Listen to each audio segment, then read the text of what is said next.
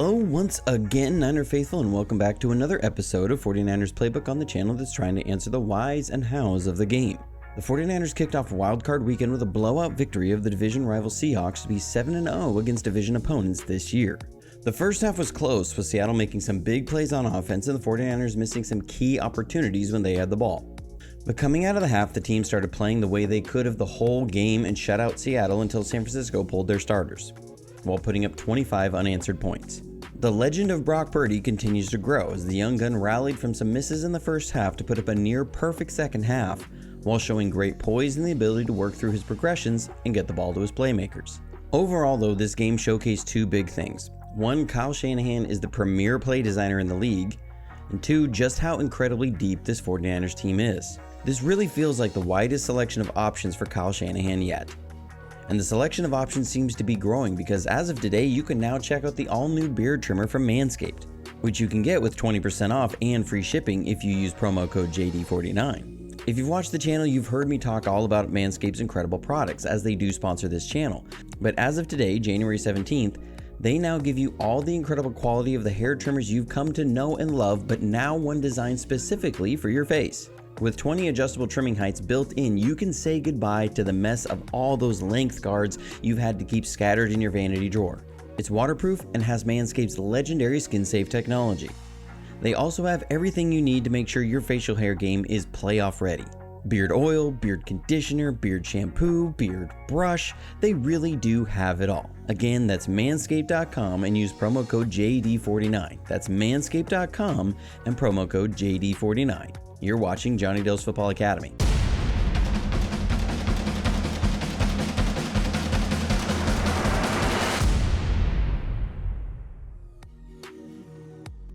One thing that was almost shocking was how open those deep over routes were all game long.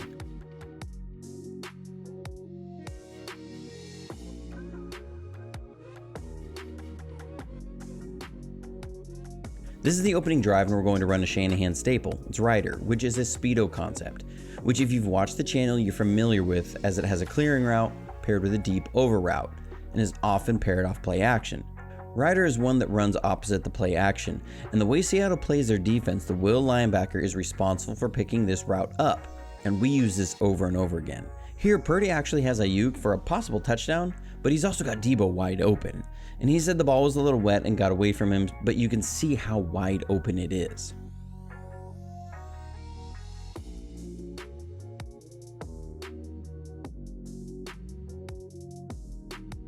But we still pick up a first down on the drive, and you'll see how Kyle continues to run the same plays out of different looks. So last week I talked about how Kyle added a variation to this play. It's one that we've run a bunch with Purdy since he's been starting, where we'll be in a 4x1 set and run a spot concept with a swing pass added in. Normally we have Juszczyk in the backfield and we'll have him swing out to block. Here we have McCaffrey in the bunch, Debo in the backfield, and we'll have George Kittle swing out as the blocker. We also usually have Ayuk on a quick slant. Here we have him run a Chevy route, which runs a little deeper.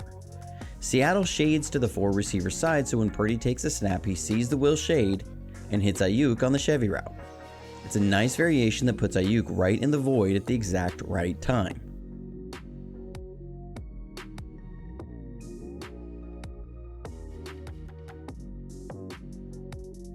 Then we have another missed opportunity.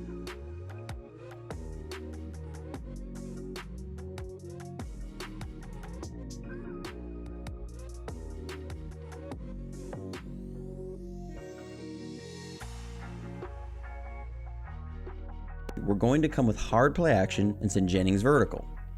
You can see from the run fake, the corner Tariq Woolen bit hard, and we have Jennings open, and Purdy's just a tad late on the throw.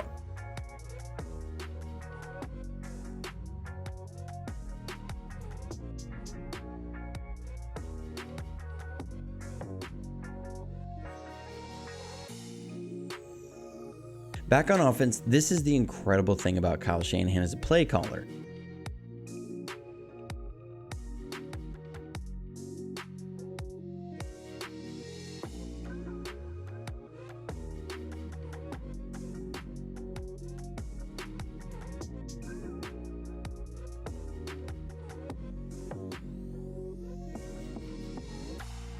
So we come out in 21 personnel with 2 backs and 1 tight end.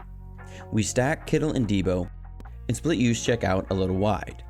Seattle had been countering 21 personnel with a 5-man front and was using the flex side end man or the man away from the tight end, in this case Irvin, in coverage. So Seattle is in cover 2 to help keep his safety, so they have Woolen in the flat coverage to protect Irvin.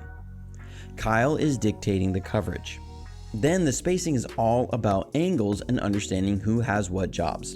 We're going to bring Kittle in motion. Irvin has contain. This is why you have Juice wider in his set. Irvin has to stay contained outside of Juice. So as Juice steps up like he's going to block, Irvin will have to widen. This sets him up for Williams to kick him out.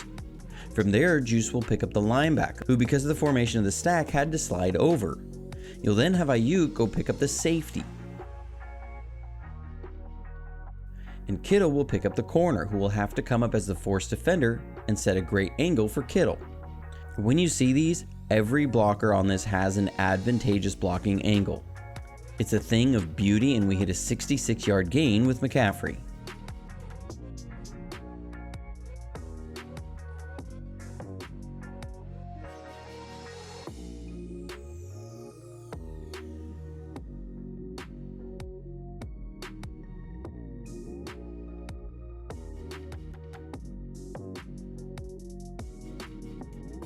Then Purdy does a great job to get the team set up with goal to go.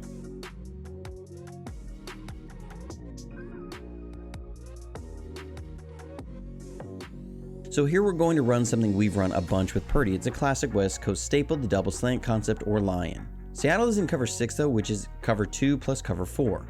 And when Purdy looks to the double slant, the mic slides over and they have it covered well. Purdy sees it, doesn't force it, and knowing the mic is vacated, will check it down to Elijah Mitchell. Real nice job of getting to his 3rd read on the play. For real, really nice job from the rookie there.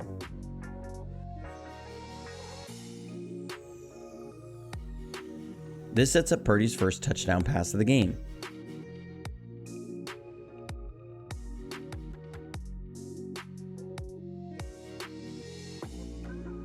So here again, Kyle is changing up how we get to plays. Last week, Purdy had a touchdown pass to Kittle on a corner route. Here, we're running the same play. Last week, we bunched up Debo and Kittle. Here, we bring Debo across in motion, and we'll have Jennings on a corner route and Debo on a now route underneath. The hope is to use it as a pick play against man coverage. Seattle, though, is in zone, so they cover it well. Purdy doesn't panic, though, climbs the pocket and gets to his check down, who is open as the cloud had matched Ayuk.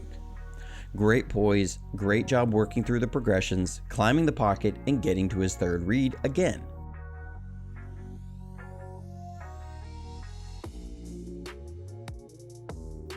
On defense, some of the struggles we had in the first half was details and technique against the run. Here they come out in a heavy set with a 4x1. This forces the linebackers to slide over, and they're going to come with a weak side run. Alshire is responsible for the gap they run in, and the linebackers are taught to take on the lead blocker with their inside shoulder and force the running back to cut back into the pursuit. Here he takes it on with his outside shoulder, and the running back is able to stay on his track, and he's a load to bring down. So what do they do next? They come out in the same personnel and formation and come with another weak side run, this time a zone run. This time Alshire in pursuit loses his footing, and again they get a decent gain. It was little things like this that led to Seattle getting 4, 5, 6 yard carries that led to some long drives. Here we have a breakdown in coverage on 3rd and short, but it's those runs that set these up. So one thing we did well, and I'm looking forward to versus the Cowboys, was how we disguised coverage. We're going to come out in a man coverage look. This is attention to detail. You have both corners off and Jimmy Ward is playing up closer with Gibson on the tight end. This is all a man coverage look.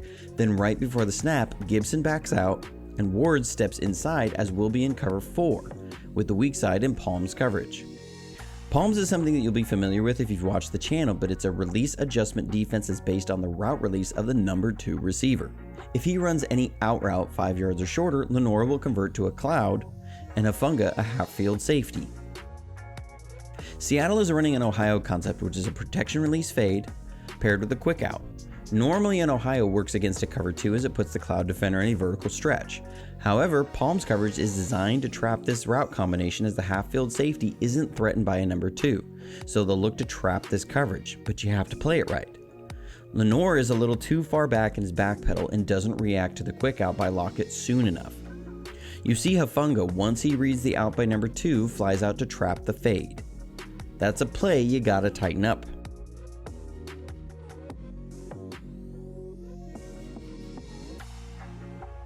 It then sets up Seattle for the score as Greenlaw just takes a poor angle on the run.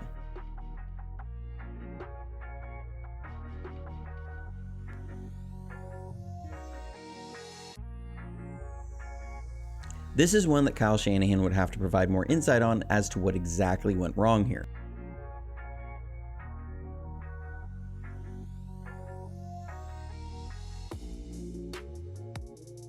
The play calls for Ayuk to run a shave release toward the sideline, then cut back towards the seam.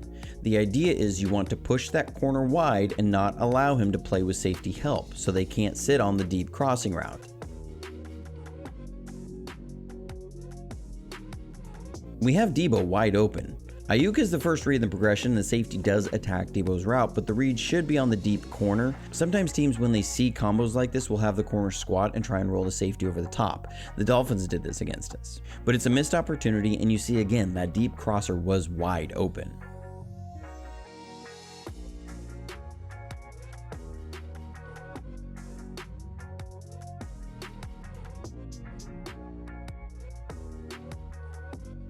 And again, sometimes it's just not fair with all the weapons this team has.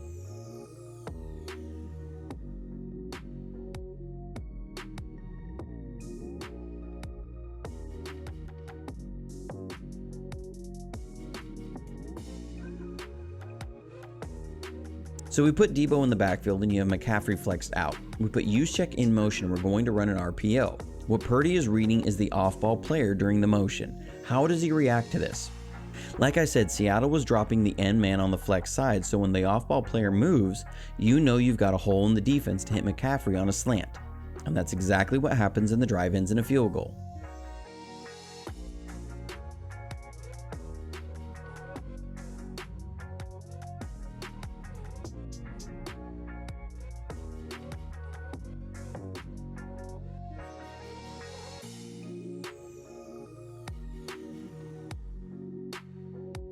Back on defense, we give up a huge play for a touchdown.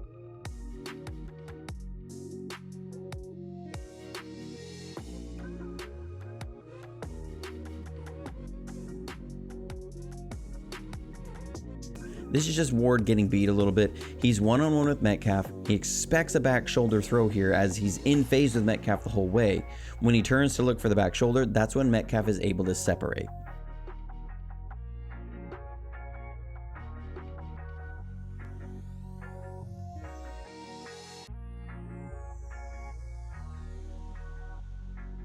Back on offense, we're going to run another Speedo, Blazer again.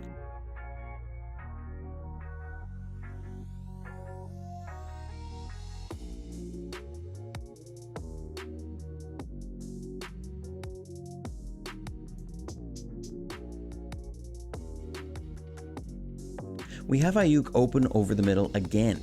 Not sure why Purdy doesn't pull the trigger here, but again, this route was open all day long.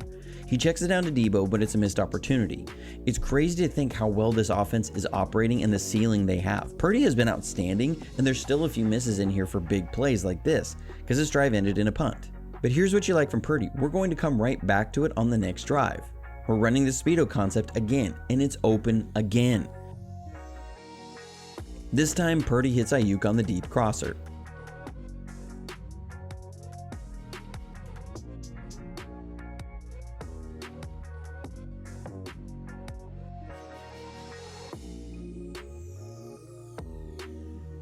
On this play, we get a nice gain to Debo.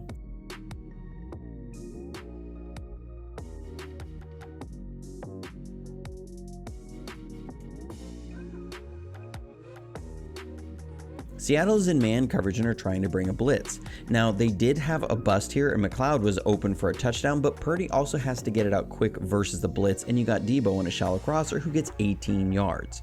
You can't always expect quarterbacks to see every bust in coverage by the defense, and the drive ends in a field goal to put the team up 16-14.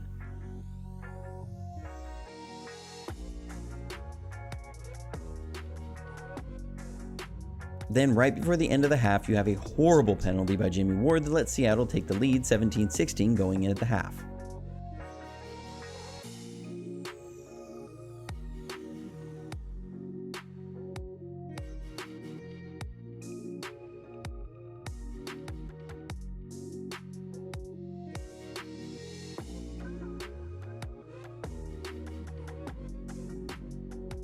Coming out of the half though, we get things rolling on offense.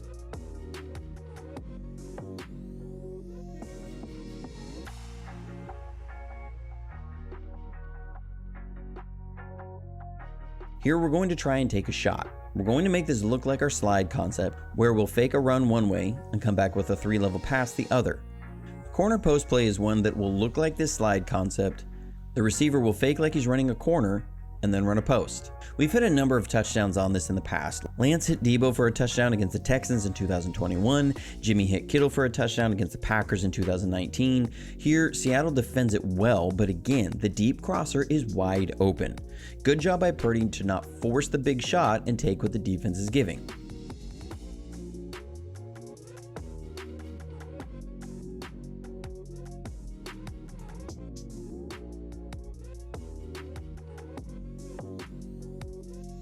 And then it's just not fair with all these weapons. So we're just going to have Debo on a now route, and Purdy does a nice job of looking off the mic, but you get Debo the ball in his hands on the run. It's not fair.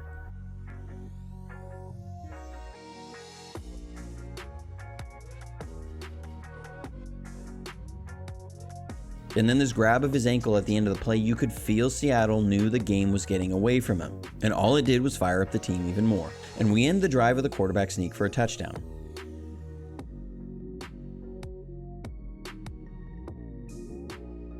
Back on defense, we get a strip sack by Omenihu that was a huge dagger to Seattle.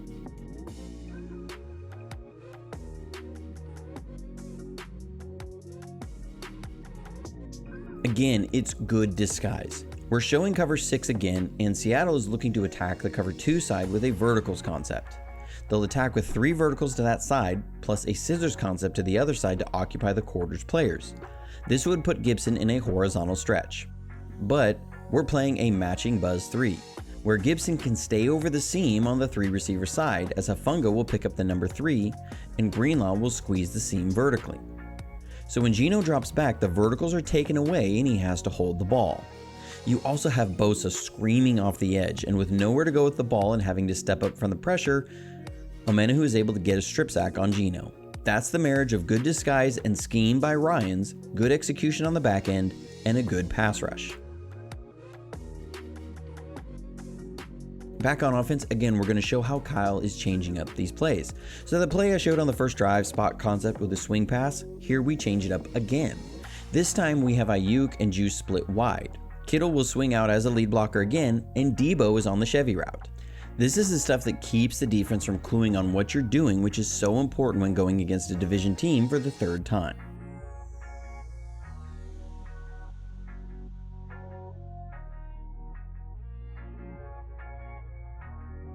Then you have all of this opening up the run game again. We're going to run a split zone and watch the attention Debo gets as he comes in motion. They have to respect it, and it opens up McCaffrey. So now you really tie it all together with a bow.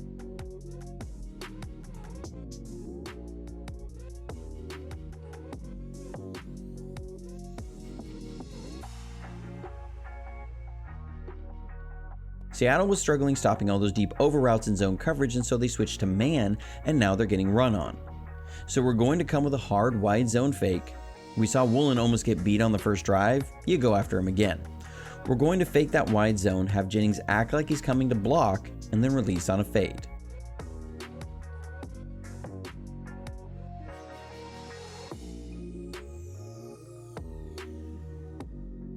Could the throw be better? Sure, but it was good enough, and we get set up at the goal line where Purdy again does a great job working through his progressions.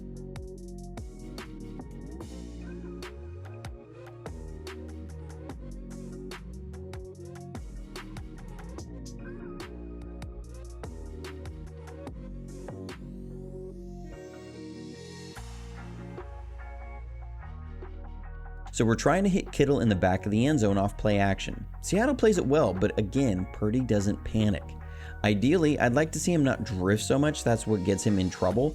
His offensive line protected well, he drifted himself into pressure, but he gets out and works to Mitchell as his outlet, who's wide open for the score.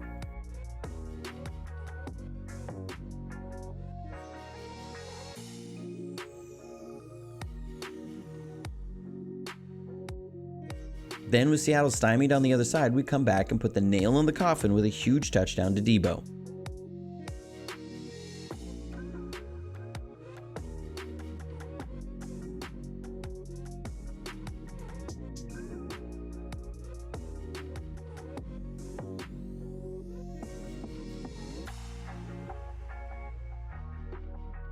This is just our slide concept, and again, Seattle was so aggressive versus the run, and look at the blocking of Kittle and Ayuk to get Debo in for the huge explosive.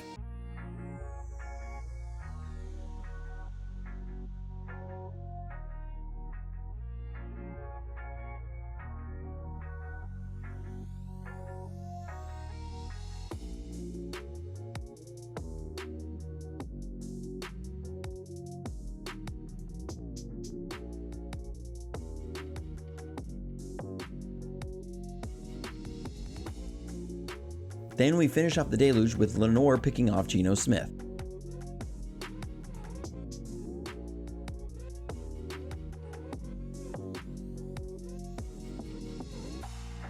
We're in cover 3 zone here, and Geno is going to try and hit a deep comeback route.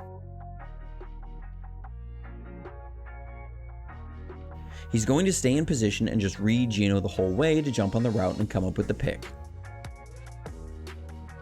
The 49ers are going to have 8 days off to rest for a Dallas team coming in with only 6 days to prepare for this offense, including having to travel out to California. The stage is set for the 49ers to send Dallas packing and on to their 3rd trip to the conference title game in 4 years, if they take care of business next week.